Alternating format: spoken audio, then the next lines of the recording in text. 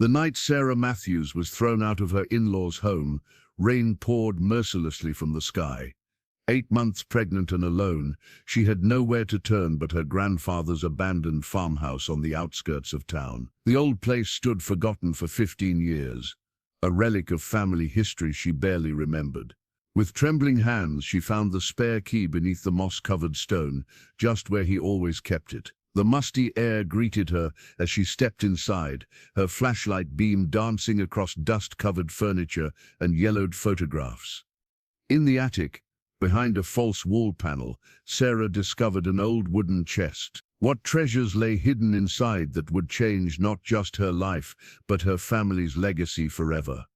The torn wedding photograph lay on the dashboard of Sarah's old sedan, a painful reminder of happier days. She sat motionless, rain drumming against the roof, watching the Matthews mansion grow smaller in her rearview mirror.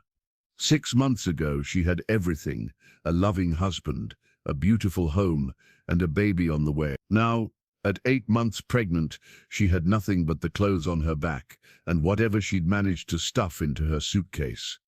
Michael had been the golden son of the Matthews family, heir to their real estate empire. Their wedding day had been a lavish affair covered by local society pages. The merger of old money with new beauty, they'd called it. Sarah's simple background had always been a point of contention with her in-laws, but Michael had loved her for it. "They'll come around," he used to say, kissing her forehead. "Just give them time." But time had run out 3 months ago, on a rainy night much like this one. The police officer at the door, hat in hand, the words that shattered her world: "Single vehicle accident, died on impact." No suffering. Eleanor Matthews had collapsed in her husband's arms. Richard Matthews had stared at Sarah with hollow eyes. No one had comforted her. The funeral passed in a blur. As did the weeks that followed, weeks of silent meals and accusatory glances. Sarah had overheard Eleanor one night, voice thick with scotch and grief. If he hadn't been rushing home to her, he'd still be alive. Tonight had been the breaking point. Richard had called her into his study, clinical and cold. "Sarah, it's time we discussed practical matters. Michael left no will, which means his estate reverts to us. But the baby will be provided for, of course. We're not monsters." His tone suggested otherwise: a monthly stipend, contingent on certain arrangements. Those arrangements included Sarah relinquishing custody decisions to the Matthews family and moving into a small apartment they owned. For supervision, Richard had called it. When Sarah refused, the facade of civility crumbled. Eleanor had screamed about gold-digging nobodies and trapping our son. Security had been called. Sarah had been escorted out in the rain, clutching her hastily packed suitcase, her keys thrown after her like scraps to a dog. Now, with nowhere else to turn, Sarah found herself driving toward the only other place she'd ever called home, her grandfather, Arthur Grant's farmhouse on the outskirts of town. He'd passed away 5 years ago, and the property had stood empty ever since. Sarah hadn't been back since his funeral. Family complications had kept her away, complications her grandfather would have understood. The small inheritance he'd left her had helped fund her college education, but the house itself had been tied up in legal matters she'd never fully understood. James Parker, her grandfather's attorney, had mentioned something about conditions and timelines, but Sarah had been 19 and uninterested in property law. As Sarah drove through the countryside, her baby kicked vigorously. "I know, little one," she whispered, placing one hand on her swollen belly. "I don't know what we're going to do either." The old rural route was barely visible through the downpour. Memory guided her more than sight. Past the old Miller farm, right at the lightning-struck oak, down the winding road that seemed to lead nowhere, until suddenly there it was. Her grandfather's Victorian farmhouse, silhouetted against the stormy sky, its windows dark and unwelcoming. The front porch sagged slightly on one side. The once vibrant garden had gone wild, reclaiming the front yard. But the maple tree where her grandfather had hung a swing still stood strong against the elements. Sarah parked and sat for a long moment, listening to the engine tick as it cooled. The baby kicked again, more insistent this time. "This is it for now," she told her unborn child. "The only place left to us." With one hand supporting her back, Sarah made her way to the porch, her small suitcase bumping against her leg. The spare key, if her grandfather hadn't changed his habits, would be under the large river rock by the garden gnome. Her fingers found it exactly where it had always been, cold and waiting, as if it had been expecting her all these years. The door creaked open, revealing darkness and the musty smell of abandonment. Sarah stepped inside, into the shadows of her past, and toward whatever uncertain future awaited. Morning light filtered through dusty windows, casting long shadows across the farmhouse's worn wooden floors. Sarah had spent an uncomfortable night on the old living room couch, her pregnant body protesting against the lumpy cushions. Now, with daylight illuminating the house, she began a proper exploration of her childhood summer refuge. The familiar scent of cedar and old books brought memories flooding back. Her grandfather standing at the stove, making his famous blueberry pancakes. The sound of his deep laugh as he taught her to play chess by the fireplace. His patient hands guiding hers as they repaired an old radio together. "He was an engineer," Sarah murmured to her unborn child, running her fingers along the spines of technical books that lined the study shelves. "Self-taught genius," he used to say. In the kitchen, everything remained eerily untouched. Dishes still in the drying rack, a coffee mug on the counter, as if Arthur had simply stepped out momentarily rather than passed away 5 years ago. Sarah opened cupboards to find canned goods long expired, the refrigerator empty and unplugged. Upstairs, she entered her grandfather's bedroom cautiously, feeling like an intruder despite being his only living relative. The bed was neatly made with a patchwork quilt her grandmother had sewn decades ago. On the nightstand lay his pocket watch, a beautiful antique timepiece with intricate engravings. Sarah picked it up gently. The watch had stopped at 7. According to the death certificate, her grandfather had died at 7:40 in the morning, a heart attack while tending his garden. 2 minutes of life left unaccounted for, frozen forever, on the watch face. "He loved this old thing," she told her baby, rubbing her thumb across its tarnished surface. "Used to say time was the one puzzle he couldn't solve." A sharp knock at the front door startled her.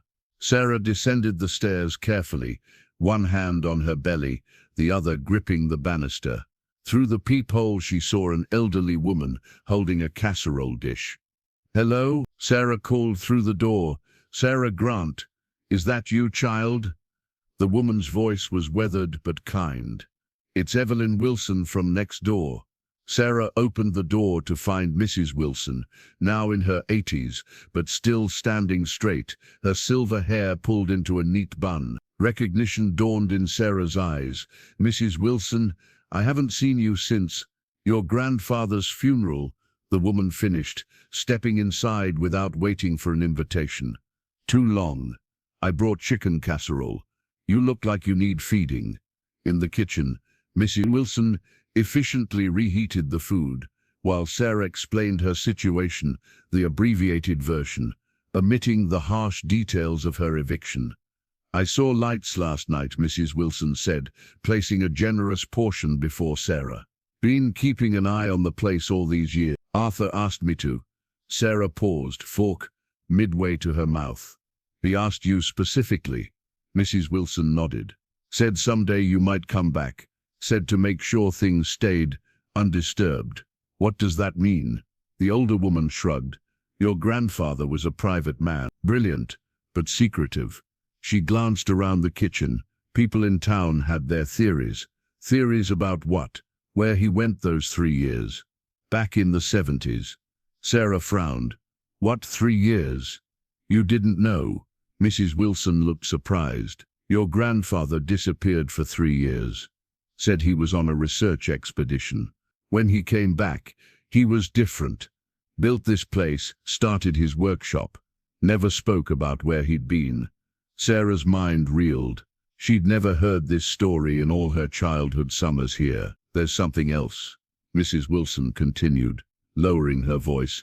Men have been coming around, suits, looking at the property from the road. Never approached, but they take pictures. Been happening for years. What do they want? Never spoke to me. Miss Wilson stood, collecting their empty plates. But Arthur said if you ever came back, I should tell you to contact James Parker immediately. He's still practicing law in town. Has papers for you. After Mrs. Wilson left, promising to return with groceries, Sarah wandered through the house with new eyes. What secrets had her kindly grandfather kept? What had happened during those missing 3 years? In the hall closet, behind winter coats untouched for years, she found a door she'd never noticed as a child. Locked. Another in the pantry, concealed behind shelving, also locked. The grandfather she thought she knew began to fade, replaced by a stranger with secrets. As she climbed the stairs to continue her exploration, the pocket watch weighed heavy in her hand. Time stopped. Stories untold, mysteries waiting to be uncovered. The wooden chest sat in the center of the attic floor, its ornate carvings illuminated by the beam of Sarah's flashlight. After a restless night pondering Mrs. Wilson's revelations, she had returned to examine her discovery more thoroughly. The chest was unlike anything she'd seen before, approximately 2 feet long, crafted from dark, polished wood with intricate geometric patterns that seemed to shift in the dancing light. "What were you hiding, Grandpa?" Sarah whispered, running her fingers along the smooth surface. The lock mechanism was equally unusual. Not a keyhole, but a series of concentric metal rings with symbols etched around their circumference. Sarah attempted to turn them, but they remained firmly fixed. This was no ordinary lock. It appeared custom-made, perhaps by her grandfather's own hands. Sarah sat back on her heels, wincing as her baby shifted position. "Your great-grandfather was quite the mystery man," she said, rubbing her belly. "Let's see if we can figure out his puzzle." She examined the symbols more closely. Numbers, but arranged in no discernible pattern. Sarah tried birthdays, anniversaries, nothing worked. The chest remained stubbornly sealed. As afternoon light waned, Sarah reluctantly descended from the attic. In her grandfather's study, she began methodically searching through his books, looking for any clues or hidden notes. On the third bookshelf, tucked between engineering manuals, she found a worn copy of Jules Verne's 20,000 Leagues Under the Sea, her grandfather's favorite novel, the one he'd read to her every summer. Opening it, Sarah discovered the margins filled with her grandfather's neat handwriting. Numbers, equations, and cryptic notes covered nearly every page. On the inside back cover, a series of numbers had been scratched with particular emphasis. 7 to 15, 42, 9, 31. Could it be that simple? Sarah wondered aloud. Her return to the attic was interrupted by the shrill ring of the farmhouse's ancient telephone. Sarah stared at it in surprise. She hadn't realized the line was still active. After 4 rings, she hesitantly lifted the receiver. "Hello?" Silence. Then a man's voice, low and measured. "Is this the Grant residence?" "Yes," Sarah answered cautiously. "Who's calling?" "You must be Sarah." The voice sounded pleased. Arthur's granddaughter. A chill ran down Sarah's spine. "Who is this?" "Someone who knew your grandfather quite well. I understand you've recently taken up residence in his home." Sarah remained silent, unnerved by the stranger's knowledge. "Arthur left behind quite a legacy," the voice continued. "More valuable than most people realize. We should meet to discuss it." "I don't know what you're talking about," Sarah said firmly. "And I'm not meeting anyone." "I think you do know, Sarah. The question is whether you've found it yet." The caller paused. Arthur's legacy wasn't meant for just anyone. "Be careful who you trust." The line went dead before Sarah could respond. She replaced the receiver with trembling hands, suddenly acutely aware of her isolation. Outside, dusk had fallen, shadows deepening across the overgrown yard. Was someone watching the house? The stranger's words echoed in her mind. "Be careful who you trust."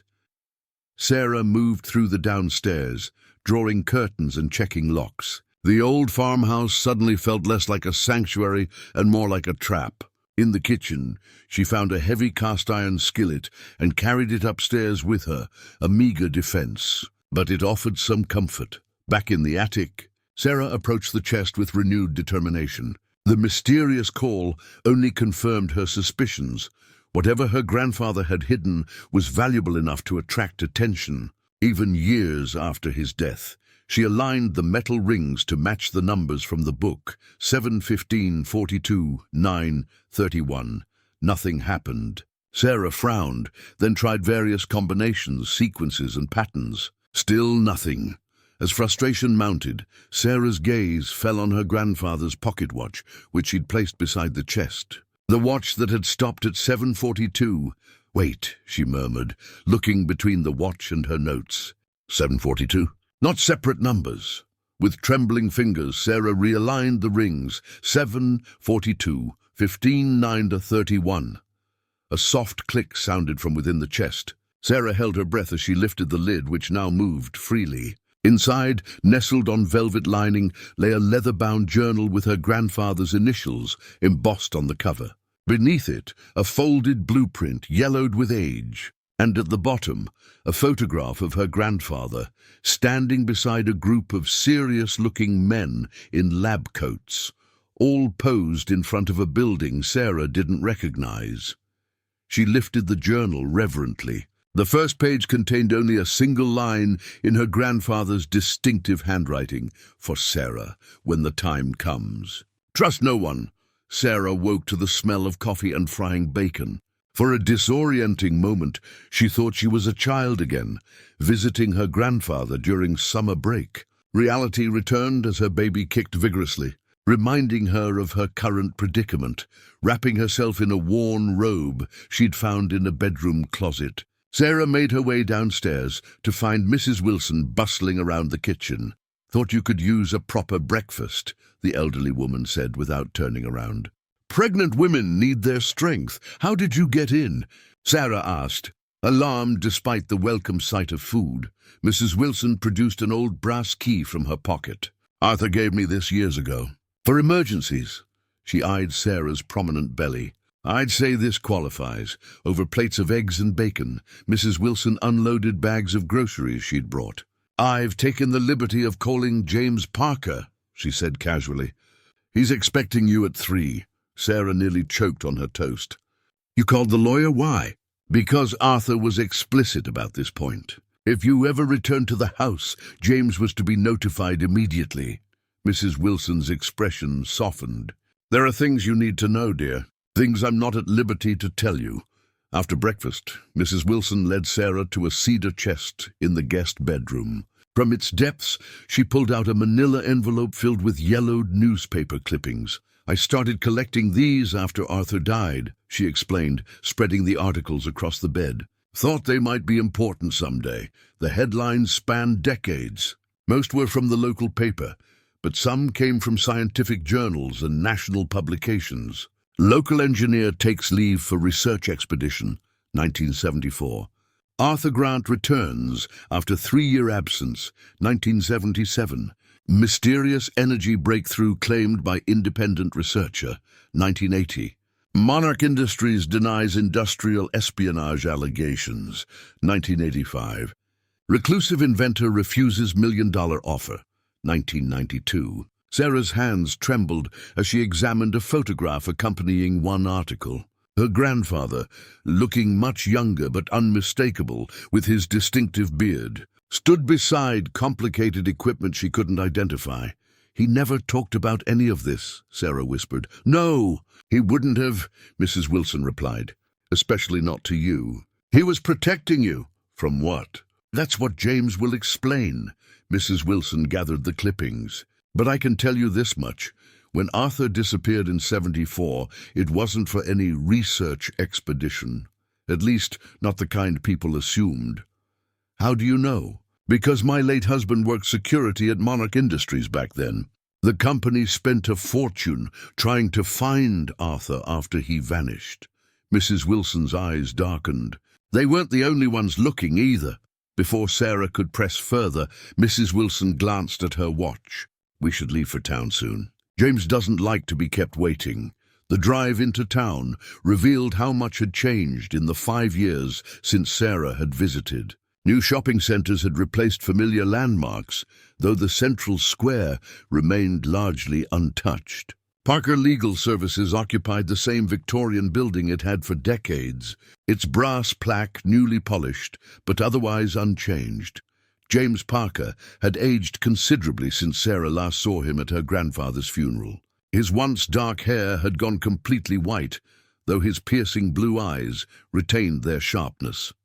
"Sarah Grant," he said warmly, rising from behind an imposing mahogany desk. "Though I understand it's Matthews now." "Just Grant again, actually," Sarah replied, unconsciously touching her bare ring finger. Something like approval flickered across Parker's face. "Your grandfather would be pleased to hear that." Once seated in a leather chair that accommodated her pregnant form with surprising comfort, Sarah faced the lawyer directly. "Mrs. Wilson says you have information about my grandfather." "About who he really was," Parker nodded gravely. "Indeed I do. But first, I need to clarify your legal position." He opened a thick folder. "Contrary to what you may have believed, your grandfather's home was not in legal limbo these past 5 years. The property has been held in trust, with very specific conditions for its transfer. Transfer to whom? To you, Sarah, but only when you return to claim it of your own accord." Parker slid a document across the desk. "As of today, you are the sole owner of not just the house and land, but everything contained therein." Sarah stared at the paper, official language confirming Parker's statement. "Why all the secrecy? Why not just leave it to me directly?" "Because what's hidden in that house is worth killing for," Parker said quietly. "And there are people who have been waiting a very long time to get their hands on it." James Parker moved to a wall safe, hidden behind an oil painting of the town's historic courthouse. After entering a combination, he retrieved a sealed envelope and an aged leather portfolio. "Your grandfather left explicit instructions," Parker explained, returning to his desk. "This meeting was scripted years ago, right down to what documents I should show you." Sarah shifted uncomfortably, feeling her baby respond to her rising anxiety. How could he possibly have known I would come back? Or that I'd be in this situation? She gestured to her pregnant belly. "Arthur Grant was many things," Parker said. "But most remarkably, he was a man who understood patterns. Human patterns, scientific patterns." He opened the portfolio. "And he understood that life often comes full circle." Inside lay Arthur's will, not the public document that had been executed after his death, but a private addendum written in her grandfather's meticulous hand and notarized with Parker's signature. "I, Arthur James Grant, being of sound mind, hereby set forth the following conditions regarding my true estate," Sarah read aloud. The legal language soon gave way to more personal instructions. "When my granddaughter Sarah returns to the farmhouse, and I'm certain she will when she has nowhere else to turn, she is to receive her full inheritance, including all contents of my workshop, laboratory, and private vault. The knowledge contained therein is her birthright and her burden." Sarah looked up, bewildered. "Laboratory? Private vault? What is all this?" Parker held up a hand. "Continue reading. Sarah must be warned that certain parties have maintained interest in my work since 1977. Most notably, Monarch Industries and their subsidiaries, but others as well. These entities must never gain access to the catalyst or its specifications." "What's the catalyst?" Sarah interrupted. "Your grandfather's life work," Parker replied. "The reason he disappeared for 3 years. The reason he lived as a virtual recluse. And the reason you must be extremely careful from this point forward." Sarah continued reading, her grandfather's words taking on new urgency. "If you are reading this, Sarah, know that I've prepared for this moment. The house contains everything you need to understand and protect my legacy. Trust James Parker and Evelyn Wilson, but verify all others. The key to the vault requires both intellect and blood connection. Only you can access it." The document ended with a personal note that brought tears to Sarah's eyes. "My dearest Sarah, forgive an old man his secrets. Everything I've done was to give you choices I never had. Whatever you decide to do with my work, know that I have complete faith in your judgment. You were always the brightest light in my life." Parker gave her a moment to compose herself before sliding the sealed envelope across the desk. "This is to be opened according to your grandfather's instructions, to when the truth becomes clear." "That's rather cryptic," Sarah said. Taking the envelope, Arthur had a flair for the dramatic, Parker admitted with a small smile. But his concerns were legitimate. Monarch Industries has made multiple attempts to purchase the property since his death. Their offers have become increasingly aggressive. Why would a major corporation want an old farmhouse? Because of what's underneath it, Parker leaned forward. Your grandfather's workshop extends far beyond what's visible. Most of his important work happened below ground. In a bunker? Sarah asked incredulously. In a facility he built himself after returning in 1977. Parker checked his watch. We shouldn't discuss this further here. These days, one never knows who might be listening. As if on cue, Parker's secretary buzzed the intercom. Mr. Parker, there are two gentlemen here asking about the Grant property. They don't have an appointment. Parker's expression hardened. Tell them I'm unavailable. To Sarah, he whispered, use the back exit. Mrs. Wilson is waiting in the alley. I'll create a distraction. Who are they? Sarah asked, gathering her papers. Monarch representatives, most likely. They monitor property records closely. Parker guided her toward a hidden door behind a bookcase. Go directly home and look for a red book on engineering principles in your grandfather's study. Page 42 contains information about accessing the main workshop. Before Sarah could ask more questions, Parker gently pushed her through the doorway. Remember what Arthur wrote, trust but verify. And Sarah, he added grimly, don't open the door for anyone. Not even me unless Mrs. Wilson is present. Things are about to get complicated. As the bookcase slid shut behind her, Sarah heard Parker greeting someone in his office, his voice transforming into jovial welcome. Through the wood, muffled but distinct, came a response in a familiar voice, the same voice from yesterday's mysterious phone call. The following morning brought clear skies and unwelcome visitors. Sarah was searching through her grandfather's engineering books when Mrs. Wilson's urgent knock interrupted her concentration. Two men in a black sedan, the elderly woman reported, peering through lace curtains. Nice suits. City shoes. They're coming up the drive. Sarah's heart pounded as she remembered Parker's warning. Did you recognize them? No, but I recognize the type. Mrs. Wilson's lips thinned. Corporate men. Never trust a man whose shoes cost more than a month's groceries. The doorbell chimed before Sarah could respond. After exchanging a wary glance with Mrs. Wilson, she approached the front door, careful to stay out of sight through its glass panels. Who is it? Sarah called. Ms. Grant. David Chen and Robert Mercer from Monarch Industries. The voice was smooth, practiced. We were hoping to speak with you regarding your property. Sarah's breath caught. The company her grandfather had warned about in his will. She opened the door just enough to reveal two men in tailored suits. One Asian, perhaps in his 40s, the other older with silver hair and a patrician bearing. How did you know I was here? Sarah demanded, keeping the chain latched. The younger man, Chen, offered an apologetic smile. Public records show the trust transferred ownership yesterday. We've had a standing interest in this property for many years. I'm not selling, Sarah said firmly. Perhaps we could discuss this inside, Mercer suggested, his tone faintly condescending. I believe our offer will interest you. Against her better judgment, but with Mrs. Wilson's reassuring presence, Sarah allowed them entry into the living room. She deliberately left them standing, offering no refreshments or seats. We're prepared to offer you $3 million for the property, Mercer stated without preamble. Cash transaction, closing costs covered. You could be in a comfortable new home by the end of the month.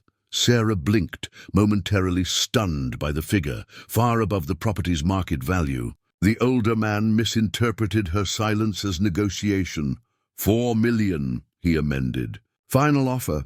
Finding her voice, Sarah asked, why would Monarch Industries pay $4 million for an old farmhouse?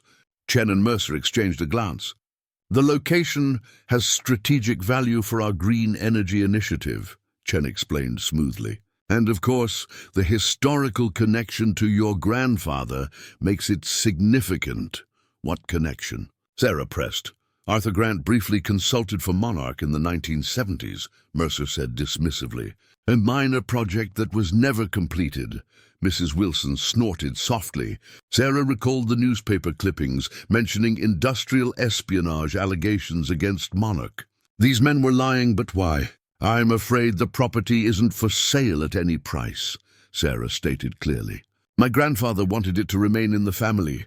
Mercer's cordial expression hardened. Miss Grant, you should consider your situation carefully. His gaze dropped meaningfully to her pregnant belly. A single mother needs security. This house has complications. Complications? The property title has certain irregularities, Chen interjected. Our legal team discovered potential liens that could be problematic. We'd be willing to handle these as part of our purchase agreement. The threat was thinly veiled. Sarah straightened, one hand protectively on her abdomen. If you're finished, gentlemen, I have matters to attend to. Here's my card, Chen said, placing a business card on a side table. Please reconsider. Our offer won't remain open indefinitely. Sarah noticed the card's glossy surface featured an unusual golden emblem, stylized monarch butterfly with geometric patterns resembling those on her grandfather's wooden chest. Not a coincidence. After showing them out, Sarah watched through the window as the men walked slowly around the property, taking photos with their phones. Mrs. Wilson joined her. They're surveying the land, the older woman observed, looking for access points. Access to what? Whatever's below. Mrs. Wilson's expression was grim. Call James Parker now. Later, after a tense conversation with Parker, Sarah returned to the backyard. From the kitchen window, she spotted movement near the old storage shed. Chen was examining something on the ground, while Mercer stood lookout. They never left, Sarah whispered in disbelief. Parker's warning echoed in her mind. Don't trust anyone. She'd allowed Monarch's representatives into her home, potentially revealing her knowledge of her grandfather's secrets. As she watched them methodically searching the property, Sarah realized she had inadvertently escalated a conflict that had been simmering for decades. Her hand closed around the business card in her pocket. The golden monarch emblem seemed to burn against her fingers, a symbol of the forces arrayed against her and her unborn child, forces her grandfather had spent his life evading. For the first time, Sarah truly understood. She wasn't just inhabiting her grandfather's house. She had inherited his war. After confirming that the monarch representatives had finally left, Sarah returned to the mysterious wooden chest in the attic. With Mrs. Wilson standing guard downstairs, Sarah knew she had limited time to uncover her grandfather's secrets before the strangers returned with more serious intentions. The journal she'd found in the chest remained unopened, its leather binding cracked with age. Sarah had hesitated to read it, fearing what truths it might contain. Now necessity overrode caution. She carefully opened the cover, her grandfather's distinctive handwriting greeting her like an old friend. September 17th, 1974, the first entry began. Tomorrow I leave for the Monarch facility. If my suspicions are correct, the energy conversion principles I've theorized could revolutionize power generation worldwide. Monarch has the resources to bring the catalyst to fruition, but something about Ellison's enthusiasm troubles me. His questions probe beyond scientific curiosity. Sarah flipped forward, scanning entries that detailed complex equations and technical specifications beyond her understanding.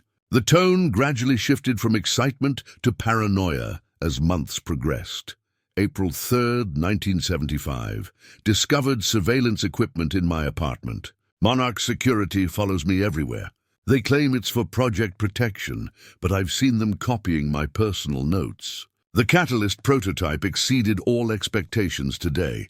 Ellison immediately discussed weaponization potential. This was never my intention. Several pages had been torn out, creating a chronological gap. When the entries resumed, the handwriting had changed, shakier, more urgent. November 28th, 1977. 3 years. They kept me for 3 years. The official story is a research expedition, but the truth would sound like madness. I escaped with only the prototype and core schematics. Monarch believes I destroyed everything. They must never learn otherwise. Sarah's hands trembled as the implications became clear. Her kind, gentle grandfather had been held against his will, his invention weaponized against his wishes. The mysterious 3-year absence Mrs. Wilson mentioned hadn't been a research trip, but something far more sinister. Further entries documented Arthur's life after his return: purchasing the farmhouse, constructing hidden facilities, constant vigilance against Monarch surveillance. He detailed elaborate security systems, hidden rooms, and a network of allies who shared his concerns about Monarch Industries' ethical violations. The final entry, dated just days before his death, addressed Sarah directly. "My dearest Sarah, if you're reading this, then my precautions were justified. The catalyst remains secure in the main vault. The combination requires dates only you would know. Remember the lighthouse summer? That day changed everything. For both of us." Sarah closed the journal, memories flooding back. The summer she turned 12, her grandfather had taken her to a lighthouse on the coast. While climbing the spiral staircase, Sarah had suffered a severe asthma attack. Arthur had carried her down, administered emergency medication, and rushed her to the hospital. The doctors later confirmed she had a previously undiagnosed heart condition that could have been fatal. Arthur had saved her life that day. "July the 16th, 2003, Sarah whispered. The day at the lighthouse. With renewed purpose, Sarah returned to the wooden chest. The combination that had initially opened it used her grandfather's pocket watch time, 7:42. Perhaps the vault combination similarly used significant dates. She opened the journal again, searching for clues about the vault's location. A sketch on the final pages showed the farmhouse's foundation with a hidden entrance in the root cellar. According to the drawing, a sequence of specific pressure points would reveal a keypad. Sarah made her way to the cellar, following her grandfather's instructions precisely. When she pressed the stones in the correct sequence, mimicking the Fibonacci sequence Arthur had taught her as a child, a section of wall slid open to reveal a modern keypad incongruous against the old stonework. Sarah entered 7/16/2003, her hands shaking. Nothing happened. She tried different formats, 7/16/2003, 16/07/2003, even reversing the digits. Still nothing. Then she remembered Arthur's obsession with prime numbers. She tried the day and year only, 16/2003. The keypad emitted a soft beep, followed by the sound of hydraulics as the wall slid further open, revealing a steel door with a handprint scanner.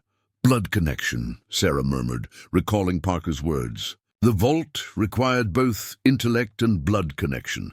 She placed her palm against the scanner. A green light washed over her hand, followed by a mechanical voice. "DNA match confirmed. Welcome, Sarah Grant." The vault door swung open, revealing a sight that took Sarah's breath away. Not riches or weapons, but something far more valuable. The truth about her grandfather's life work.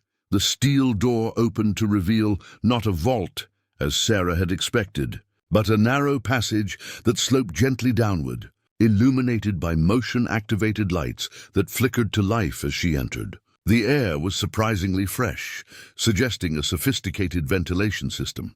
Along the walls ran bundles of cables and pipes, infrastructure far more modern than the farmhouse above. Sarah descended cautiously, one hand trailing along the cool concrete wall, the other supporting her lower back as her pregnancy made balance increasingly difficult. After about 30 feet, the passage opened into a space that defied belief. Her grandfather's hidden workshop was larger than the farmhouse itself, a cavernous underground laboratory that must have taken years to construct in secret. The central area housed workbenches arranged in a circle, each dedicated to different aspects of research. Computer equipment, though dated, looked far more advanced than what should have been available to a private individual in the 1980s and 90s. "How did you build all this, Grandpa?" Sarah whispered, her voice echoing slightly in the vast space. One section appeared dedicated to energy research, with what looked like prototype generators and testing equipment. Another held chemistry apparatus and carefully labeled samples. A third contained what appeared to be medical research, complete with microscopes and biological containment units. Along the back wall stood a row of filing cabinets, meticulously labeled with Arthur's precise handwriting. Adjacent to them, a secure safe was embedded directly into the concrete wall, presumably the final repository of the catalyst that Monarch so desperately sought. Sarah approached the nearest workbench, where diagrams and blueprints lay preserved under glass. The technical specifications meant little to her, but the title was unmistakable: Catalyst Protocol, Generation 3. The dates indicated work continuing well into 2010, just a few years before Arthur's death. A concealed door in the workshop's far corner stood slightly ajar. Inside, Sarah discovered a small living space, cot, kitchenette, bathroom, where her grandfather could have remained for extended periods without surfacing. A bookshelf held technical manuals alongside well-worn classics of literature. Arthur's reading glasses still rested atop the Count of Monte Cristo, a bookmark indicating he had nearly finished it before his death. Sarah returned to the main workshop area, drawn to a peculiar apparatus in the center. Unlike the other equipment, this installation appeared still operational, small indicator lights blinking steadily. At its heart was an empty cylindrical chamber, roughly the size of a coffee can, with thick cables connecting it to monitoring equipment and what looked like backup power systems. The housing for the catalyst, Sarah realized. Before she could investigate further, movement caught her eye. A small camera mounted on the ceiling had swiveled to track her movement. She hadn't activated it. The system was already running, already watching. Beside the main computer terminal, Sarah found an envelope addressed to her in her grandfather's handwriting. Inside was a simple note: "The system recorded your entry. Others will know someone has accessed the workshop. You have approximately 12 hours before they come. The video protocols are ready. Station 3, bottom drawer." With trembling fingers, Sarah opened the indicated drawer to find carefully organized recording equipment and a set of instructions. Her grandfather had prepared a contingency for exactly this moment, when his granddaughter would need to document and protect his life's work. Sarah set up the camera according to the detailed instructions, angled to capture both her and the main workstation displays. When she pressed the record button, the computer screens automatically illuminated, displaying a comprehensive database of Arthur's research. While searching for the safe's combination, Sarah discovered a hidden compartment beneath a false bottom in one of the workbench drawers. It contained a thumb drive and a small device resembling a remote control with a single button. Tucked beneath them was another note: "Door mechanism behind pantry. Emergency exit if workshop is compromised. One-time use only." Sarah pocketed the items and continued exploring, acutely aware that her presence had triggered a countdown. In 12 hours, according to her grandfather's warning, they would come, almost certainly Monarch Industries, alerted by security protocols to activity in the workshop after years of dormancy. The wall safe remained her primary objective. Unlike the relatively simple combination that had granted access to the workshop, this appeared to require a much more complex security protocol.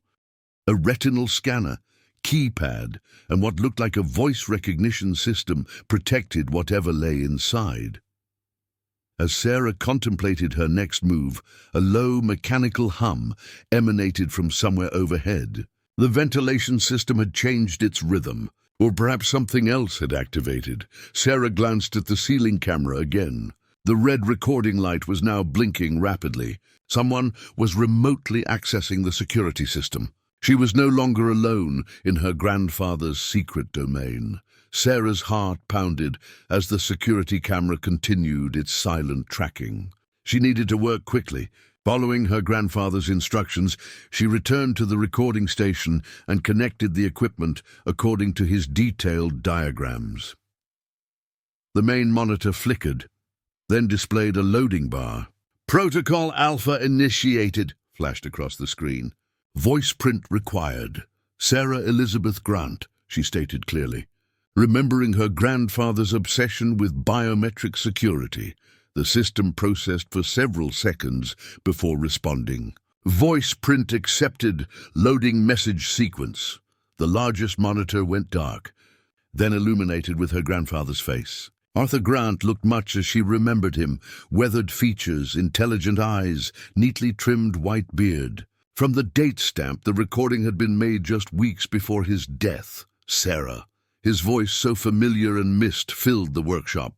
"If you're watching this, then several contingencies have been triggered. You've returned to the farmhouse. You've discovered the workshop.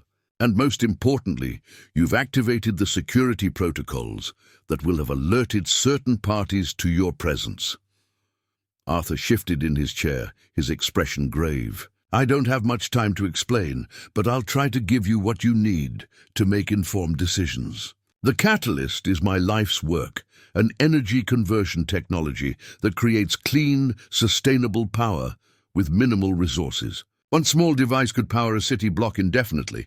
Scaled up, it could revolutionize how humanity generates energy.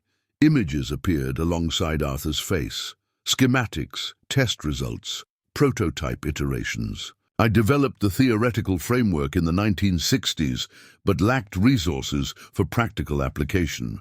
When Monarch Industries approached me in 1974, I believed their interest was genuine. I was wrong." Arthur's face hardened. Monarch's CEO, Warren Ellison, quickly recognized that the catalyst could be weaponized. Its energy conversion principles reversed create a devastatingly efficient means of energy extraction. They wanted to develop weapons that could instantly drain all power from enemy infrastructure or from living tissue. Sarah gasped, instinctively placing a protective hand over her belly. "I refused to continue the research," Arthur continued. "That's when I discovered I wasn't a collaborator, but a prisoner. For 3 years, they kept me in a secure facility, forcing my continued work under threat. What they didn't realize was that I had built a fundamental flaw into every prototype, a deliberate limitation that prevented weaponization." Arthur leaned closer to the camera. "In 1977, I escaped with the only working prototype and the critical research data. Monarch has spent decades trying to recreate my work without success. The flaw I introduced requires knowledge they don't possess, knowledge I've preserved for someone I could trust. For you, Sarah." The image shifted to show the wall safe. "The catalyst prototype is secured here. The combination requires both genetic confirmation and the correct sequence. Think of our last conversation before you left for college. The advice I gave you about forging your own path." Sarah's mind raced back to that day. Her grandfather had quoted Thoreau: "If one advances confidently in the direction of his dreams and endeavors to live the life which he has imagined, he will meet with a success unexpected in common hours." "Success in common hours," Sarah whispered. The date of that conversation had been August 28th, 2010. "You have a choice to make," Arthur continued. "The world needs this technology, but releasing it carelessly could be catastrophic. Monarch isn't the only entity that would weaponize it. I've prepared 3 options." He held up a thumb drive identical to the one Sarah had found. "This contains complete documentation, ready for publication through secure channels. The trust colleagues I've worked with in secret will help protect and implement this knowledge for humanity's benefit." Next, he displayed a small device. "This remote detonator will destroy all research materials, including the catalyst prototype. Nothing would remain for Monarch or others to exploit." Finally, Arthur's expression softened. "The third option is to continue my work. The workshop is yours. The knowledge is yours. You always had the brilliant mind I lacked. Sarah, you could take this further than I ever could." Tears streamed down Sarah's face as her grandfather's final message continued. "Whatever you choose, do it quickly. The security alert will bring Monarch within hours. Use the emergency exit I've prepared. The passage leads to a drainage culvert, 1/2 mile from the property. Mrs. Wilson knows the rendezvous point. Arthur's image began to fade. I love you, Sarah. I've always been proud of you. And I'm sorry for the burden I've placed on your shoulders. Trust your instincts. They've never led you astray. The screen went dark momentarily, then displayed a countdown clock, 10:42:17, and descending, the time remaining before Monarch would arrive. Wiping her tears, Sarah turned toward the wall safe. She had less than 11 hours to recover the catalyst, evaluate her options, and escape the workshop before Monarch's agents descended on her grandfather's legacy and on her. Sarah emerged from the hidden passage into the root cellar, carefully sealing the entrance behind her. The weight of her grandfather's revelations pressed heavily on her mind as she made her way upstairs. The countdown continued in her head. Less than 10 hours remained before Monarch would arrive in force. The sound of a car engine drew her to the front window. A sleek black Mercedes had pulled into the driveway, followed by a familiar Lexus SUV that made Sarah's blood run cold. The Matthews family vehicles, Eleanor Matthews, emerged from the Lexus, immaculate as always in a tailored pantsuit, her silver-streaked hair perfectly coiffed. Richard Matthews exited the Mercedes, along with a man Sarah didn't recognize, tall, distinguished, with the bearing of someone accustomed to authority. "Mrs. Wilson," Sarah called urgently. "We have company." But the elderly neighbor had left an hour earlier to pick up groceries. Sarah was alone. The doorbell rang, its cheerful chime incongruous with the dread filling Sarah's chest. She considered ignoring it, but the knowledge that her in-laws had seen her at the window made that impossible. Taking a deep breath, she opened the door. "Sarah, darling," Eleanor's voice dripped with false sweetness. "We've been so worried. How did you find me?" Sarah asked, not bothering with pleasantries. Richard cleared his throat. "When you disappeared, we hired investigators. Your whereabouts are important to us, considering you're carrying our grandchild. Your concern is touching," Sarah said flatly, "especially after having me physically removed from your home." Eleanor, at least, had the grace to look uncomfortable. "We were all emotional that night. Surely we can move past that misunderstanding." "What do you want?" Sarah demanded. Richard gestured to the stranger.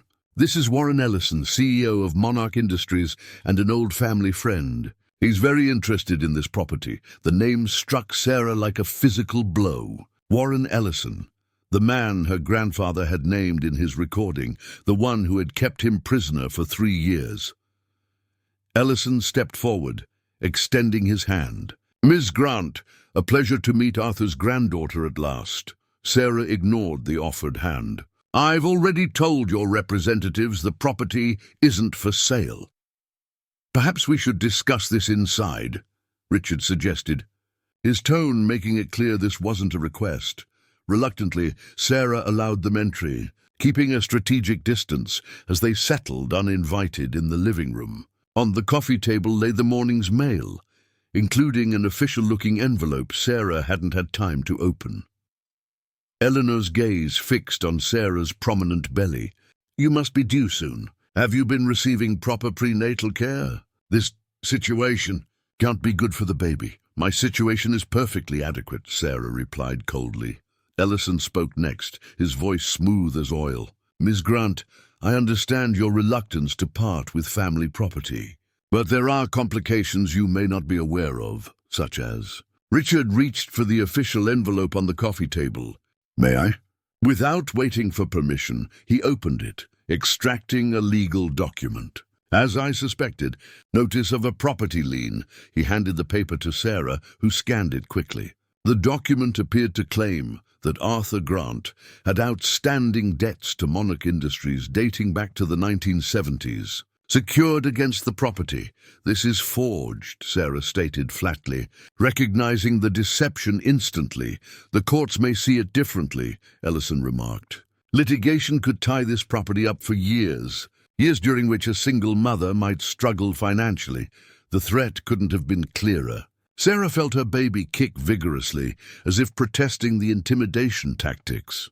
Or, Eleanor interjected, we could resolve this amicably. The Matthews family would purchase the property for a generous sum. You and the baby would want for nothing, contingent on certain arrangements, Richard added, echoing his earlier ultimatum. Sarah's mind raced. They were working with Monarch, had perhaps been doing so for years. Had Michael known about his family's connection to the corporation that had imprisoned her grandfather? Had her marriage been part of some long-term strategy to access Arthur's property and secrets? Before Sarah could respond, the front door opened. Mrs. Wilson entered, followed by James Parker. The elderly neighbor took in the scene with one glance and moved protectively to Sarah's side. I believe Miss Grant asked you not to disturb her, Parker said coldly, placing his briefcase on a side table. And that fraudulent Lane won't stand up to the most cursory legal examination. Ellison's expression hardened. James, still interfering in Monarch's business after all these years, still protecting my clients from corporate predators, Parker countered. Richard Matthews rose. Sarah, be reasonable. We're offering you security, comfort. You're offering a cage, Sarah interrupted. Just like you offered my grandfather. A tense silence followed her words. Ellison's gaze sharpened, assessing her with new intensity. So, he said softly, Arthur told you about our history together. Interesting. I wonder what else he shared before his unfortunate accident. The implication hung in the air like poison gas. Sarah's grandfather's death, officially attributed to natural causes, suddenly appeared in a sinister new light. I think you should leave, Miss Wilson stated firmly. Before I call Sheriff Turner, he always had a soft spot for Arthur, you know. After a moment of palpable tension, the unwelcome visitors departed with thinly veiled threats of further action. As their vehicles disappeared down the driveway, Sarah turned to Parker. They killed him, didn't they? The lawyer's grim expression was answer enough. We need to move quickly, Parker said once the Matthews and Ellison were gone. That confrontation confirmed what I've long suspected. Ellison was behind Arthur's death. He made it look like a heart attack, Miss Wilson added, her voice hollow. Arthur was healthy as a horse. I never believed it was natural. Sarah sank into a chair, one hand protectively covering her belly. My grandfather's message said I have less than 10 hours before Monarch returns in force. Parker nodded grimly. The security alert would have gone straight to Ellison. They'll come with private security, possibly falsified warrants. We need to secure the catalyst and get you to safety. I know where it is, Sarah said, but I need to find something first. She hurried upstairs to what had been her childhood bedroom during summer visits. The space remained largely unchanged. Faded floral wallpaper, narrow twin bed, bookshelf filled with adventure novels and science textbooks her grandfather had given her. What are we looking for? Mrs. Wilson asked, following her. A music box, Sarah replied, scanning the room. Grandpa gave it to me on my 10th birthday. The memory surfaced clearly, her grandfather presenting her with an intricately carved wooden box, its lid inlaid with mother of pearl in a pattern that matched the night sky on her birth date. This is special, he told her. Keep it safe.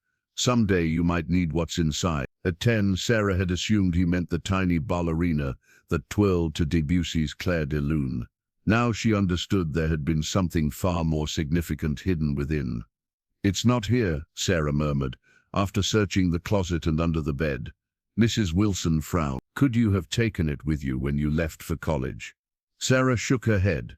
I left it deliberately. It reminded me too much of him after he died. An idea struck her. Sarah moved to the bookshelf and ran her fingers along the spines until she found what she was looking for. A Wrinkle in Time, her favorite childhood novel. Opening it revealed a small key taped to the inside cover.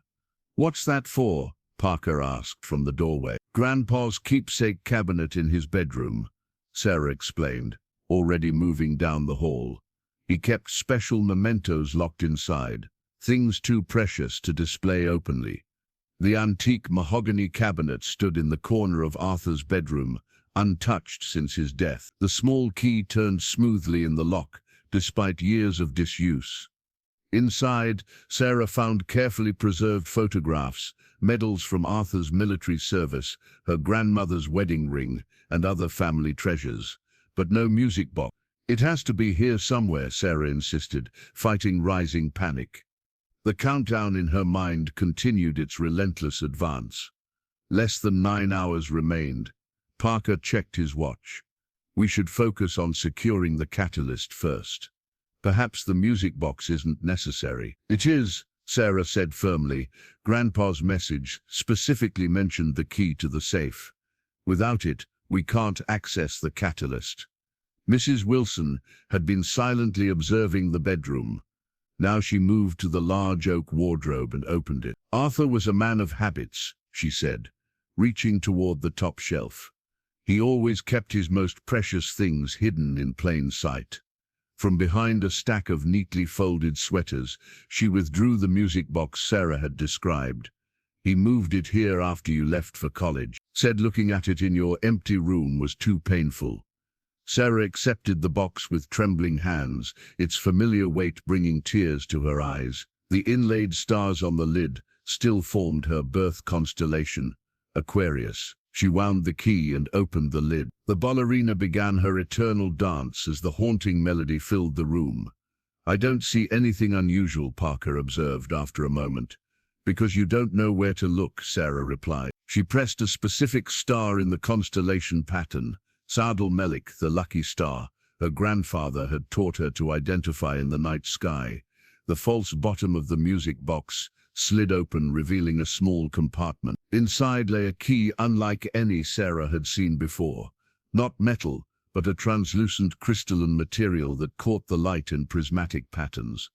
Alongside it was a note in her grandfather's handwriting: "The key opens more than locks. It completes the circuit." "This is it," Sarah whispered, carefully lifting the unusual key. "This will open the safe." From downstairs came the sound of breaking glass. Parker rushed to the bedroom window and peered out cautiously. Black SUV parked on the road. He reported tense. 2 men approaching the house from the back. Monarch's security team, most likely. "They're early," Mrs. Wilson said, her voice steady despite the danger. "Or Ellison never left."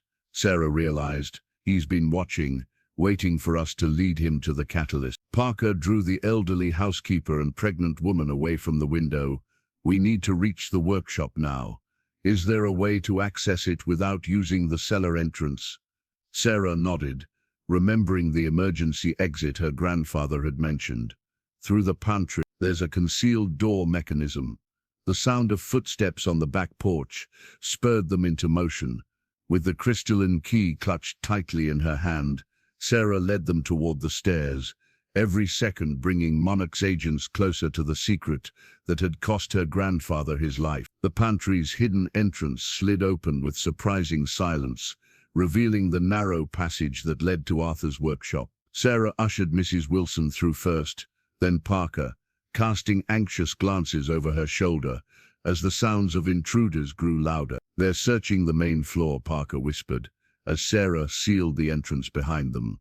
"How long before they find this passage?" "It's well concealed," Sarah replied, guiding them down the sloping corridor. "But we should hurry." The workshop looked exactly as she had left it hours earlier, the countdown clock now showing 8:17:43. Sarah moved directly to the wall safe, her grandfather's most secure vault. Unlike the workshop entrance with its electronic security, this appeared more complex, a hybrid of modern technology and old-world craftsmanship. "August 28, 2010, Sarah murmured, entering the date of her last meaningful conversation with her grandfather into the keypad. A soft chime acknowledged the correct entry, but the safe remained locked. Next came the retinal scan, its green light washing over Sarah's face. "DNA confirmation required," announced the security system. Sarah pressed her palm against the indicated panel. Another chime, another security level cleared. "Final authentication physical key." With trembling fingers, Sarah inserted the crystalline key into a slot, nearly invisible within the safe's design. As the key slid home, the translucent material began to glow with an internal blue light. The key completes the circuit, Sarah realized, remembering her grandfather's note. The crystalline material wasn't just a key, it was a conductor, a final component in the security system. With a series of mechanical clicks, the safe door swung open. Inside was a single object, a cylinder approximately 6 inches tall and 3 inches in diameter, made of what appeared to be brushed titanium, with intricate circuitry visible beneath a transparent section. A soft, pulsing blue light, the same hue as the key, emanated from its core. The catalyst, Mrs. Wilson breathed. Sarah carefully lifted the device, surprised by its substantial weight. Beneath it lay a leather portfolio containing detailed notes in her grandfather's precise handwriting. The catalyst functions by restructuring energy at the quantum level, she read aloud. It doesn't generate energy but rather optimizes the conversion of ambient energy into usable power with nearly 100% efficiency. The applications are limitless, from powering entire cities with minimal resource consumption to revolutionizing transportation and industry. Parker shook his head in amazement. No wonder Monarch wants it. This could make fossil fuels obsolete overnight. Think of the industries it would disrupt. And the weaponization potential, Sarah added grimly, turning to the next page. If reversed, the process could drain energy rather than optimize. Grandfather built in a fundamental limitation, a genetic lock that prevents the catalyst from being used in reverse mode. His DNA, and by extension mine, contains the key sequence. Mrs. Wilson's eyes widened. That's why they need you. Without your genetic material, they can't weaponize the catalyst. Or my child's, Sarah added, one hand protectively covering her belly. We share the same genetic markers. The implications settled over the room like a shadow. Monarch Industries didn't just want the catalyst, they needed Sarah or her unborn child to unlock its full potential. Parker checked the countdown clock. 7:46:22. We need to make decisions quickly. What are our options? Grandfather outlined 3. Sarah replied, returning to his notes. First, publish the research through secure channels, making it public knowledge before Monarch can seize it. Second, destroy the catalyst and all research to prevent misuse. Or third, she paused, her voice faltering. Third, Mrs. Wilson prompted, continue his work, take the catalyst further, develop it responsibly. A distant thud from above interrupted their deliberation. Something heavy had fallen or been knocked over. The intruders were methodically searching the farmhouse. We're running out of time, Parker warned. Which option do we pursue? Sarah studied the catalyst, its blue pulse, seeming to match her own heartbeat. We take it with us. Get to safety, then decide. I won't make this choice under duress. She carefully placed the catalyst into a padded carrying case her grandfather had prepared, adding the most crucial research notes.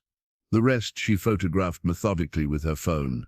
The emergency exit, Sarah directed, pointing to the workshop's far corner. It leads to a drainage culvert, half a mile from the property. As they moved toward the exit, a loud metallic clang echoed through the workshop. Sarah froze, recognizing the sound immediately, the pantry entrance being forced open. They're in the passage, she whispered. Parker positioned himself between the women and the main entrance. I'll delay them. You two go. We stay together, Mrs. Wilson countered firmly. Arthur prepared for this contingency. She moved to a control panel and pressed a specific sequence. Steel security doors began descending throughout the workshop, compartmentalizing the space. That won't hold them for long, Parker cautioned.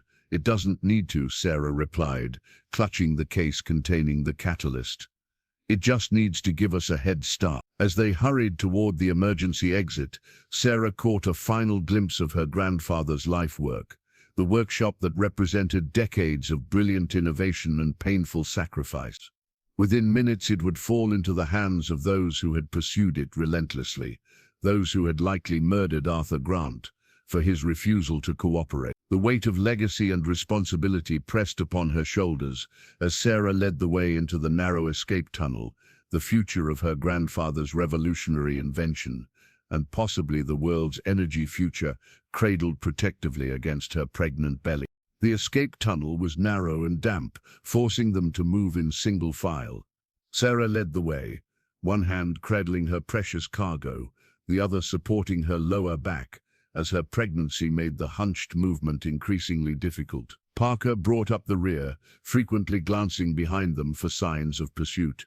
"How much further?" Mrs. Wilson asked, her breathing labored but determined. "Not far," Sarah assured her, though in truth, the tunnel seemed longer than her grandfather had indicated. The dim, emergency lighting cast eerie shadows on the rough concrete walls. After what felt like an eternity, they reached a metal ladder, leading up to a circular hatch. Parker climbed first, pushing against the heavy cover. It resisted, initially, then gave way with a grinding sound, revealing a circular opening to the sky above. Late afternoon sunlight streamed down, momentarily blinding them. "All clear," Parker reported. Climbing out, he helped Miss Wilson up next, then reached back for Sarah, who passed him the catalyst before awkwardly ascending with her swollen belly. They emerged into a concrete drainage culvert. Partially hidden by overgrown vegetation in the distance, Sarah could see the farmhouse, black SUVs now parked openly in the driveway. Men in tactical gear moved methodically around the property. "We need to keep moving," Parker urged, helping Sarah to her feet. "My car is parked at the Wilson farm. We can cut through the woods to reach it." The trek through the dense forest was slow going. Sarah's pregnancy and Mrs. Wilson's age forced frequent rest stops. Each time, Parker would scan their surroundings vigilantly, while Sarah checked the security of the catalyst in its carrying case. "Do you hear that?" Mrs. Wilson suddenly whispered during one such pause. They fell silent, listening. The distant sound of dogs barking carried through the trees. "They've brought tracking dogs," Parker confirmed grimly.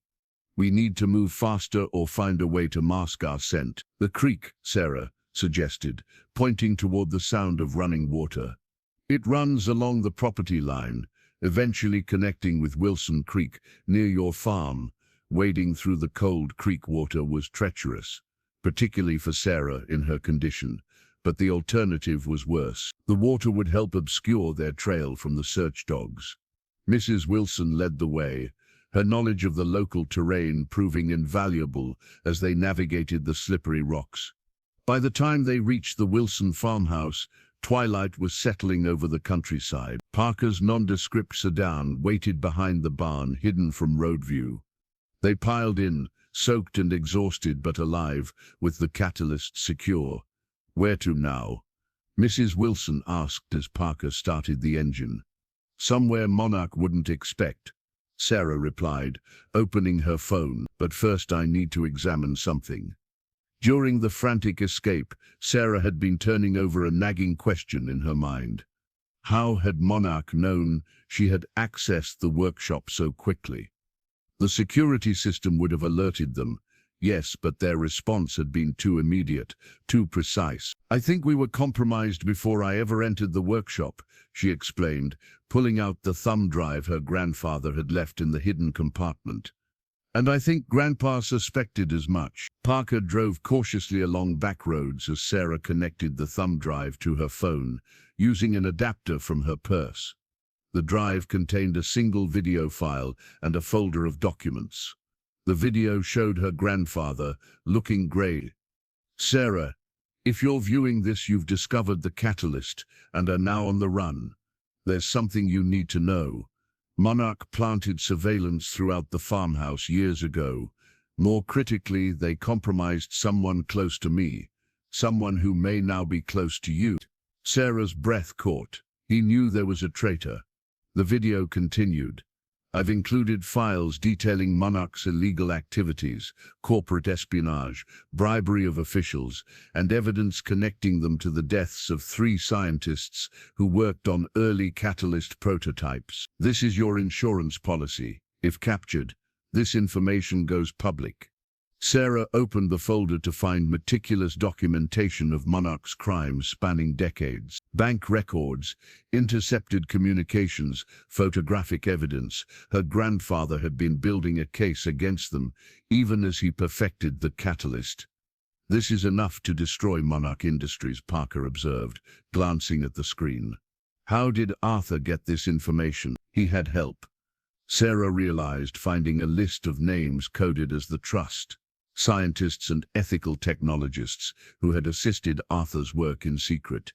People who believed in his vision for the catalyst's potential. As they turned onto a main highway, Sarah noticed a black sedan, 2 cars behind them. It had maintained the same distance since they left the rural roads. "We're being followed," she warned quietly. Parker nodded, having already noticed. "We need a diversion. Any suggestions?" Sarah studied the catalyst in its case, an idea forming. "Actually, yes. The next town has a bus station.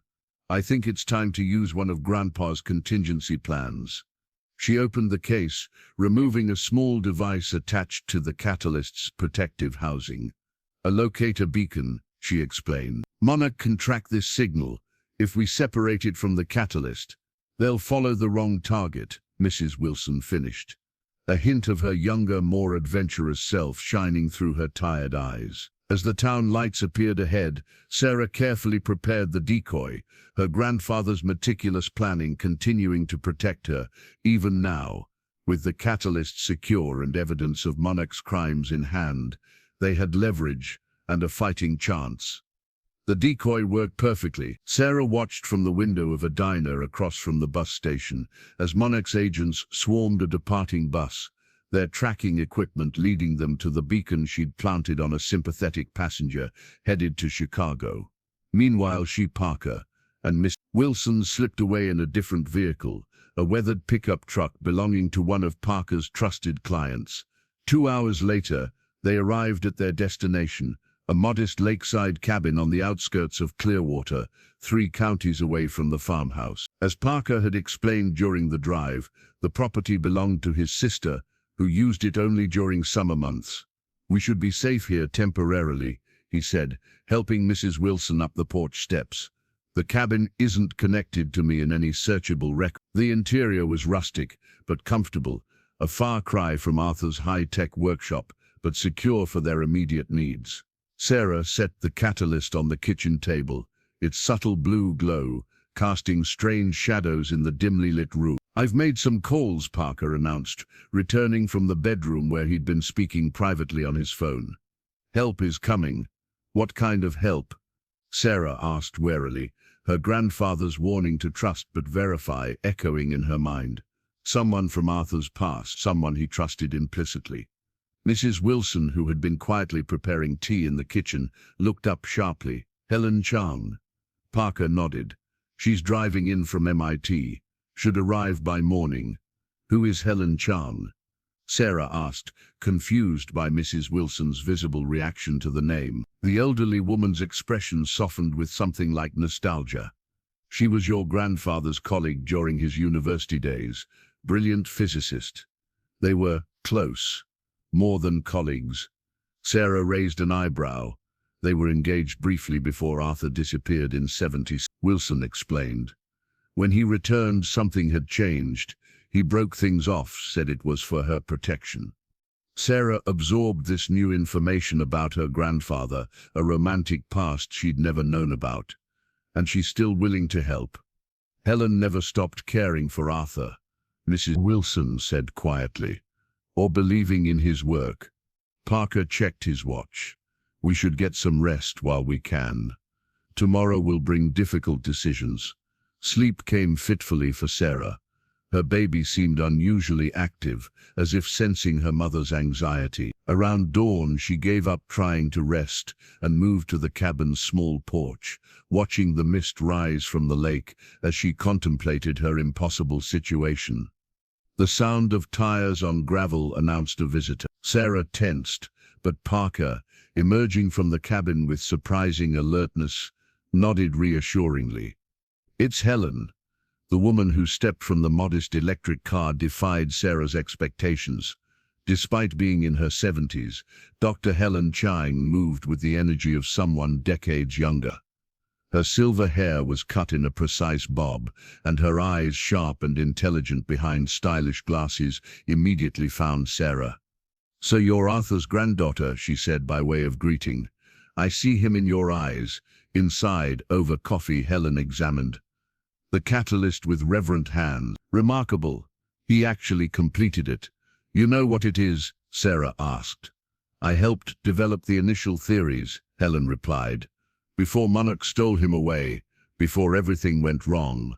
From a worn leather briefcase, Helen produced a faded photograph that she handed to Sarah. It showed a group of 7 people, in lab coats, standing proudly before a university building.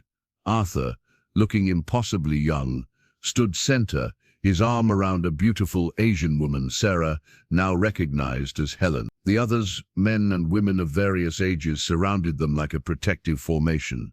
"The Trust," Helen explained.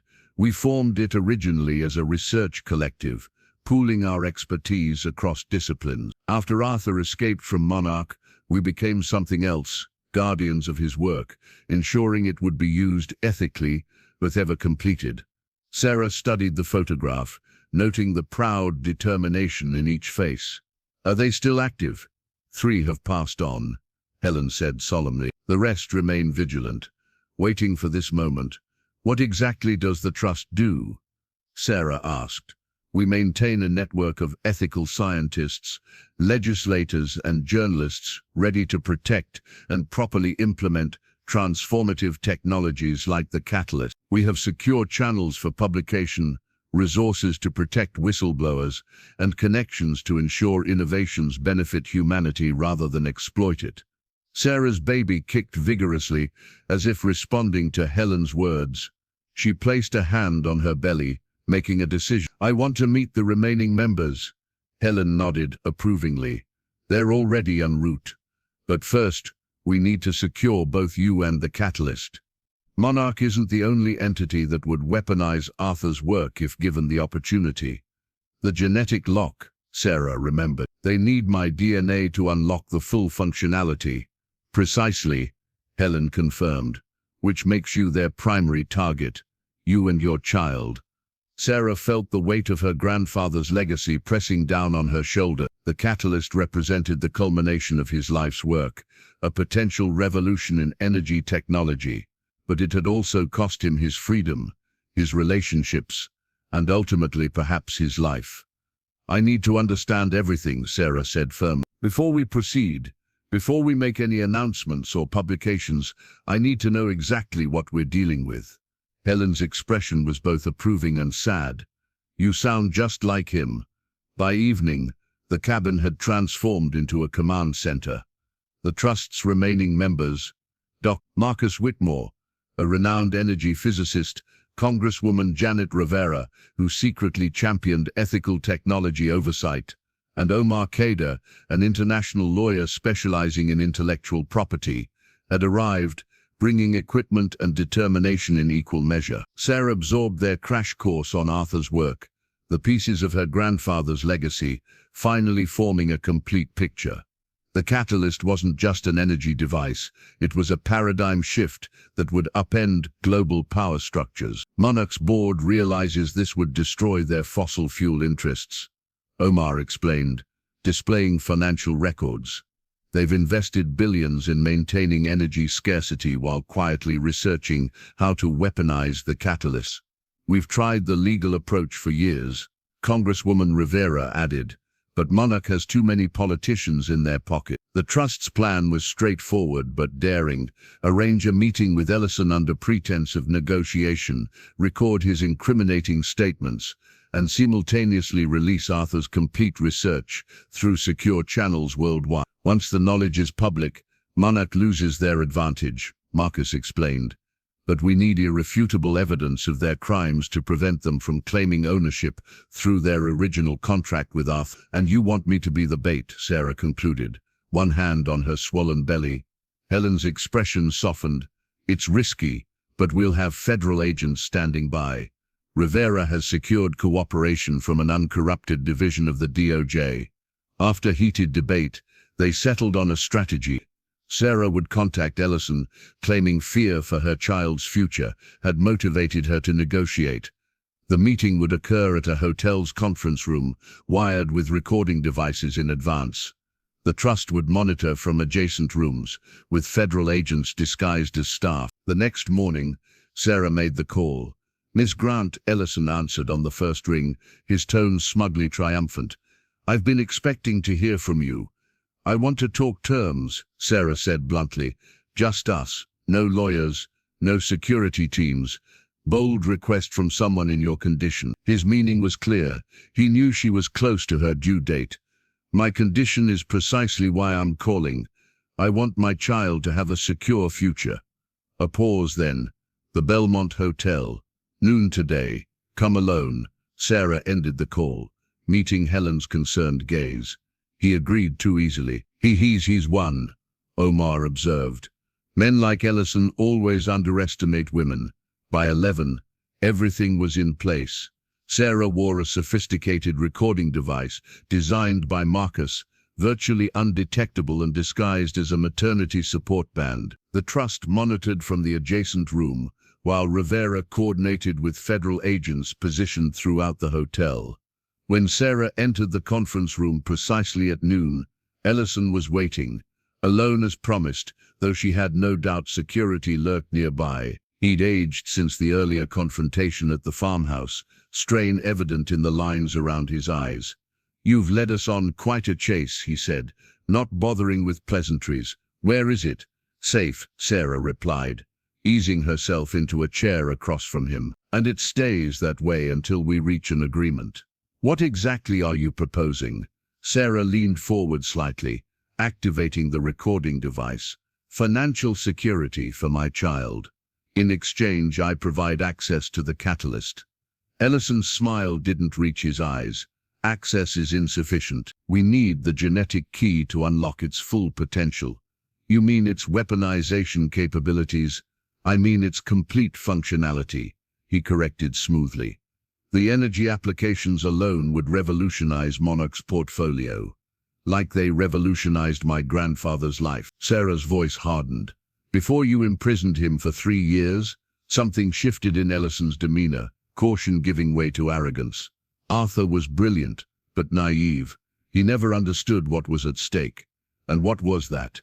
"Global energy supremacy." Ellison leaned forward, animated by his vision. "Imagine controlling the world's energy supply. Nations, corporations, entire economies dependent on access granted at our discretion. Monopolistic extortion," Sarah observed. Ellison shrugged. "Business at its purest." Arthur's mistake was his moral squeamishness. The weaponization potential, he feared, is precisely what makes the catalyst valuable to national security. "And to your military contracts," Sarah added. "A patriotic bonus," Ellison admitted with a cold smile. "Now let's discuss terms. In exchange for the catalyst and your cooperation with the genetic key, Monarch offers $5 million in trust for your child, plus quarterly payments for ongoing consultation." "And if I refuse?" His expression hardened. "Then things become unpleasant. Your grandfather experienced our persuasive techniques firsthand. I'd hate for history to repeat itself, especially with your child's birth so imminent." The threat hung in the air, explicit and damning. Sarah felt the baby kick sharply, as if registering protest. "You're threatening a pregnant woman," she stated clearly for the recording. "After admitting to imprisoning my grandfather and pursuing his invention for weaponization against his wishes." Ellison's eyes narrowed, suspicion dawning too late. "This meeting isn't what you suggest." "No," Sarah agreed as the conference room door opened, revealing Congresswoman Rivera and 2 federal agents. "It's something my grandfather should have done years ago." As the agents read Ellison his rights, Sarah felt a sharp pain lance through her abdomen. Then another, more insistent. Her water broke, soaking the chair beneath her. "The baby," she gasped, clutching her belly. "It's coming." "Push, Sarah, one more big push." The delivery room buzzed with focused energy as Sarah, gripping the bed rails with white-knuckled intensity, gave a final heroic effort. 12 hours of labor had led to this moment, exhausting, painful, and yet filled with a strange exhilaration. The sudden wail of new life filled the room, piercing and indignant. Sarah collapsed back against the pillows, tears streaming down her face, as the doctor announced, "It's a girl." They placed the squalling infant on Sarah's chest, still slick with birth and impossibly small. Time seemed to stop as Sarah gazed into her daughter's face, red and wrinkled, eyes squeezed shut in protest at the bright new world. "Hello," she whispered, her finger gently tracing the perfect curve of the baby's cheek. "I'm your mom." In the waiting room, Helen Chang paced nervously while Parker maintained a stoic vigil by the window. Mrs. Wilson had dozed off in a corner chair, her age finally catching up with her after the excitement of the past few days. The door to the maternity ward swung open, and a nurse appeared. "You can see them now," she announced with a smile. Sarah sat propped up in bed, her face exhausted but radiant as she cradled her newborn. The baby had settled, swaddled tightly in a hospital blanket, only her tiny face visible. "She's beautiful," Helen breathed, approaching the bed with uncharacteristic hesitation. "Would you like to hold her?" Sarah offered. The older woman's eyes filled with tears as she carefully accepted the precious bundle. "What's her name?" Parker asked, his usual professional demeanor softened by the moment. Sarah smiled, a decision crystallizing. "Arthur. Arthur Grant." "Arthur would be so proud," Mrs. Wilson said, her weathered hand gently touching the baby's dark hair. While the others took turns holding Arthur, a nurse brought in a clipboard with the birth certificate form. Sarah completed it carefully, officially documenting her daughter's entrance into the world. As she signed her name at the bottom, she felt a profound sense of transition, one life phase ending, another beginning. The television in the corner, which had been playing quietly, suddenly shifted to breaking news. The anchor's serious expression caught everyone's attention as he announced, "In a stunning development, federal agents have arrested Warren Ellison, CEO of Monarch Industries, on charges of industrial espionage, kidnapping and conspiracy." Sources close to the investigation report that evidence provided by the granddaughter of renowned engineer Arthur Grant revealed decades of corporate crimes, including the alleged murder of competing scientists. The report continued, detailing Ellison's initial court appearance and the dramatic collapse of Monarch's stock value. Several board members had also been implicated, with investigations spanning multiple countries.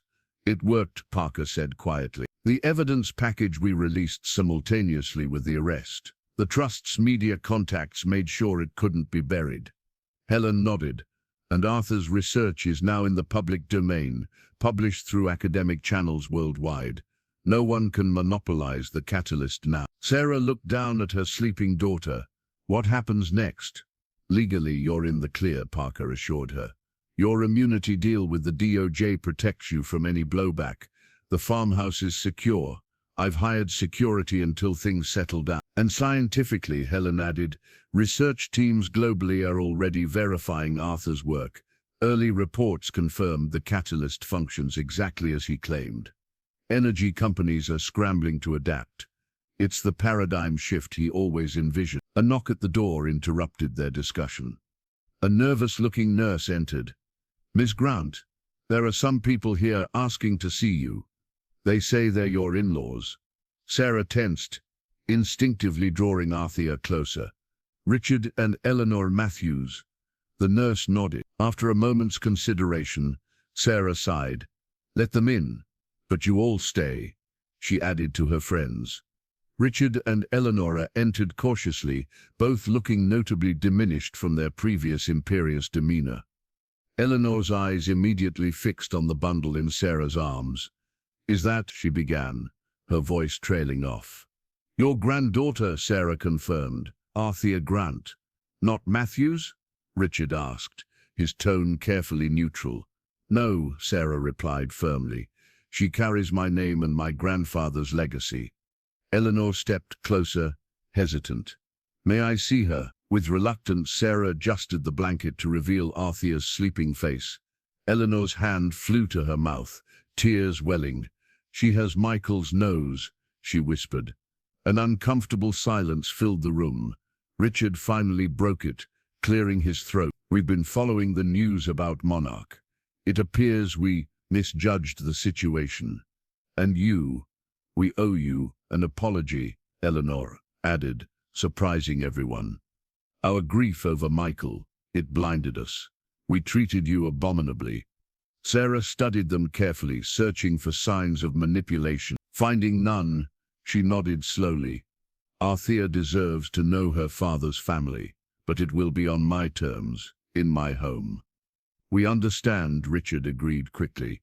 As they awkwardly discussed potential visitation arrangements, Sarah felt a strange sense of completion. Her daughter would grow up knowing both sides of her heritage, the Matthews family wealth and status. Yes, but more importantly, Arthur Grant's brilliant legacy of innovation and ethical conviction.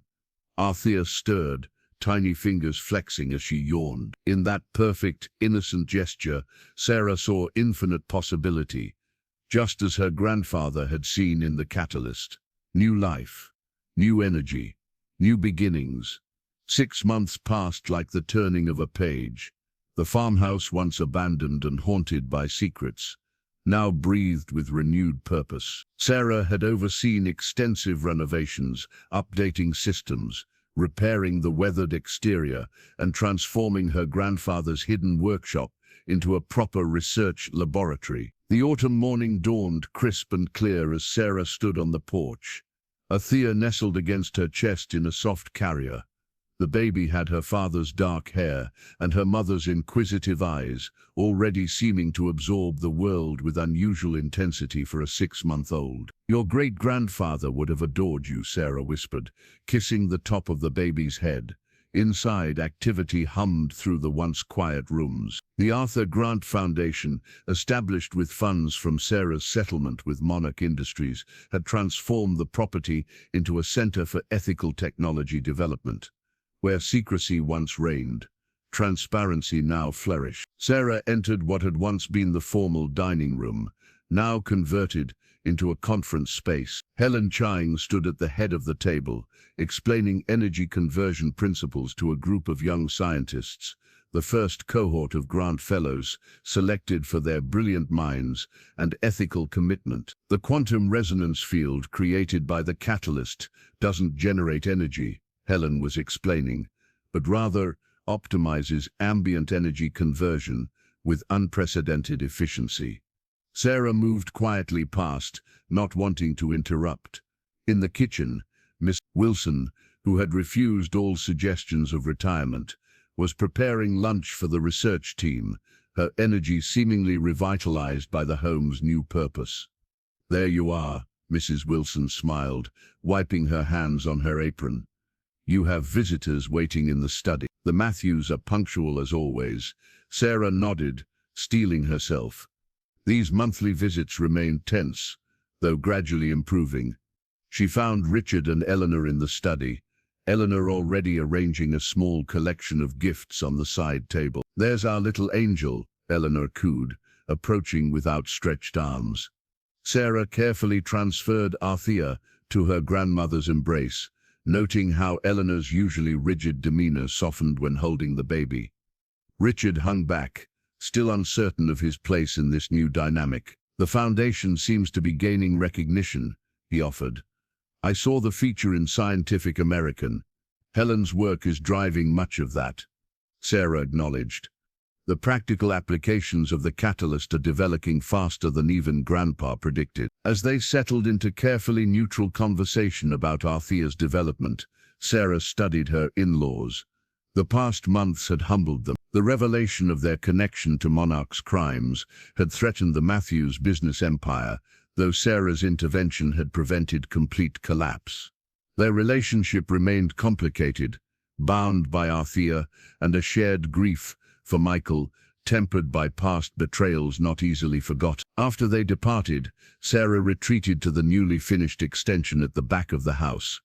The expansive room housed both her office and a state-of-the-art nursery area where she could keep Althea close while working. On her desk sat a thick leather-bound book, the family history she had begun compiling, complete with photographs, documents, and personal narratives. She opened to a fresh page and carefully affixed the updated family tree she had recently commissioned. The elegant document traced both the Grant and Matthews lineages, converging at Althea's name at the bottom. Sarah ran her finger across the names, each representing chapters in the story that had led to this moment. The nursery monitor chimed softly, Althea awakening from her nap. Sarah lifted her daughter, breathing in the sweet scent of her hair, as they moved to the wide windows overlooking the property. "That's your legacy," Sarah murmured, as Althea's curious eyes followed her pointing finger to the autumn-painted landscape. "Not just this land or the foundation that bears your great-grandfather's name. It's the choice he made, the choice I made to use knowledge for the greater good, even when easier paths presented themselves." A gentle knock at the door announced Parker, who entered with a folder of papers requiring signatures. The trust had expanded under his legal guidance, forming an international oversight committee for emerging technologies inspired by the Catalyst's principle. "The Patent Office finally processed the open-source declaration," he reported. "The core technology is officially in the public domain, protected from weaponization under international treaty." Sarah shifted Althea to her other arm to sign the documents, and the security concerns diminishing. The last of Ellison's loyal executives was convicted last week, with Monarch dismantled and its assets redistributed. The primary threat has been neutralized. Later, as evening settled over the farmhouse, Sarah brought Althea to what had once been her grandfather's workshop. The space had been transformed. The central area now housed a demonstration model of the Catalyst, surrounded by educational displays explaining its function in terms accessible to visitors. In a special glass case nearby rested Arthur's original pocket watch, restored but still showing 7:42, the moment time had stopped for him, preserved now as a reminder of the man whose vision had changed the world. Sarah held Althea up to see her reflection in the glass, their images superimposed over the watch. "This is where it began," she told her daughter, "and where it continues through you." From behind her came Mrs. Wilson's voice calling them to dinner. Sarah turned from the past toward the future, carrying her daughter toward the warmth of the farmhouse kitchen, where friends now gathered as family, the legacy of Arthur Grant living on in ways he might never have imagined, but would surely have approved.